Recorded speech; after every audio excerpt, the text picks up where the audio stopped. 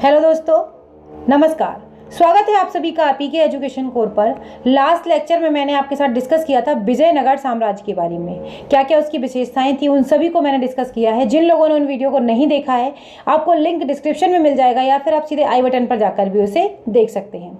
ये जो भी पूरी सीरीज़ है आर के लिए, इसमें सभी के सभी महत्वपूर्ण जो चैप्टर्स हैं वो मैं सभी आपके साथ डिस्कस कर रही हूँ। इसमें मैंने कुछ क्वेश्चन आंसर भी आपको कराए हुए हैं, उनको आप ज़रूर देखें।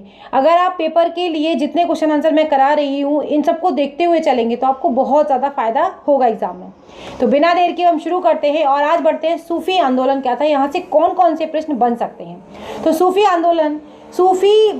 आंदोलन के बारे में क्या क्या चीज़ें हैं। जो लोग सूफी संतों की शिष्यता ग्रहण करते थे उन्हें क्या कहा जाता था? मुरीद। पूछा जाता है एग्जाम में, मुरीद किसे कहा जाता है। सूफी जिन आश्रमों में निवास करते थे उन्हें खान कहा या फिर मठ भी कहा जाता था।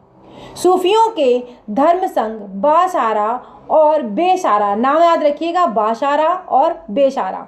बाशारा क्या होता है? इस्लामी सिद्धांत के समर्थक होते थे ये, और बेशारा जो होता था इस्लामी सिद्धांत से ये बंधे नहीं होते थे। उनकी जड़ों में ऐसा नहीं कि सिर्फ उन्हें जो काम इस्लाम में है उन्हीं से बंधे हुए होते थे।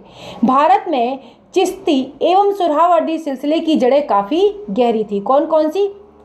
चिश्ती और सुरहावर्दी सिलसिले जो थे इनकी जड़ें काफ़ी मजबूत थी। एग्जाम में कई बार क्वेश्चन यहाँ से पूछे जाते हैं। भारत में ये बता ही दिया मैंने आपको, चिश्ती और सुरहावर्दी। ख्वाजा मोइनुद्दीन चिश्ती ने भारत में चिश्ती सिलसिले की शुरुआत की थी। ख्वाजा मोइनुद्दीन चिश्ती की दरगाह कहाँ पर है, आप हमें ज़रूर कमेंट में बताइएगा। चिश्ती सिलसिला का मुख्य केंद्र क्या था? अजमेर। तो आपको यहाँ से आंसर मिल ही गया कि ख्वाजा मोइनुद्दीन चिश्ती की दरगाह जो है वो कहाँ पर है? अजमेर में है। चिश्ती सिलसिला के कुछ अन्य महत्वपूर्ण संत थे। कौन कौन से थे? निजामुद्दीन औलिया, जानते होंगे आप, बाबा फरीद, बख्तियार काकी एवं शेख बुरहानुद्दीन गरीब। और ये सब क्या थे? बाबा फरीद बख्तियार काकी के कौन थे? ये शिष्य थे। ठीक है ना। तो ऐसे ही कुछ कुछ पॉइंट्स हैं जो एग्जाम में पूछ लिए जाते हैं और आप अपना एक नंबर खो देते हैं। बाबा फरीद की रचनाएं हैं जो गुरु ग्रंथ साहिब में शामिल हैं, बहुत महत्वपूर्ण है। बाबा फरीद के दो महत्वपूर्ण शिष्य थे। कौन कौन से थे? एक तो थे निजामुद्दीन औलिया और दूसरे थे अलाउद्दीन साबिर। तो आपको याद रखने वाली बात है, मेन ज़्यादातर पूछा जा सकता है निजामुद्दीन औलिया किसके शिष्य थे? तो बाबा फरीद के ये शिष्य थे। हजरत निजामुद्दीन औलिया ने अपने जीवन काल में दिल्ली के 7 सुल्तानों का शासन देखा। मोस्ट इंपॉर्टेंट क्वेश्चन है, पूछा जाता है ऐसा कौन थे जिन्होंने दिल्ली के 7 सुल्तानों का शासन देखा? तो वो कौन थे?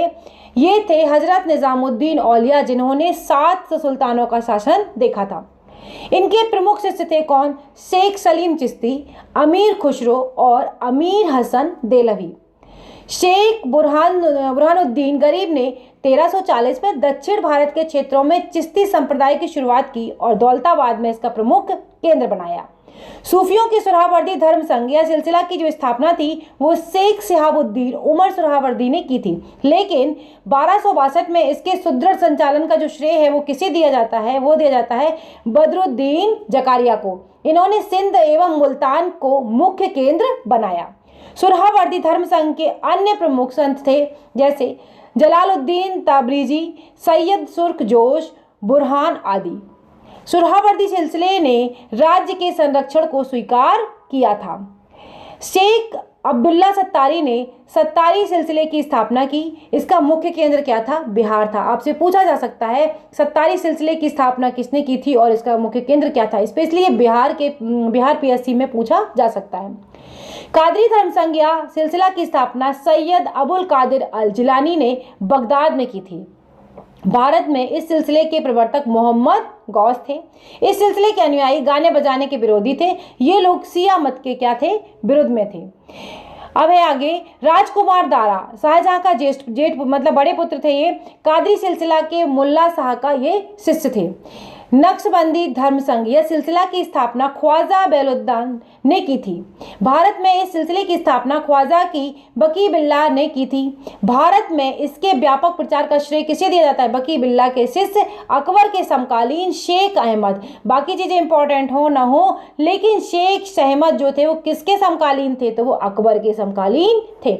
ये पूछा जा सकता है आपसे। ठीक है, आगे है फिरदौसी सुहरावर्दी सिलसिला की एक ही शाखा थी जिसके कार्यक्षेत्र बिहार था। इस सिलसिले को शेख शरीफुद्दीन याहा ने लोकप्रिय बनाया था। याहा कौन थे? ख्वाजा निजामुद्दीन के शिष्य थे। पूछ लिया जा सकता है कि याहा कौन थे, तो ख्वाजा निजामुद्दीन के ये शिष्य हुआ करते थे। तो ये कुछ पॉइंट्स थे महत्वपूर्ण जो मैंने आपके साथ डिस्कस करे। वीडियो आपको अच्छा लगा हो तो प्लीज़ लाइक और शेयर जरूर कर दें। चैनल पर नए हैं तो सब्सक्राइब करना बिल्कुल ना भूलें। अगले वीडियो में फिर मिलेंगे। तैयारी अपनी करते रहिए। Bye bye.